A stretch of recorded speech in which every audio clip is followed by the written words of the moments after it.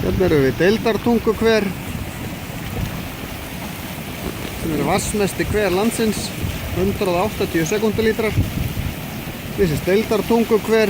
There is no hot spring in Iceland, with more water coming up, 180 liters a second.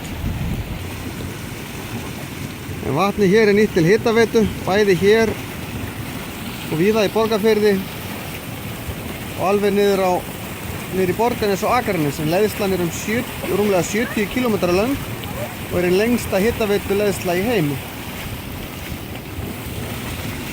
The water is used to heat up houses here in the Borgarfjörður area, all the way down to the towns of Borgarnes and Akranes.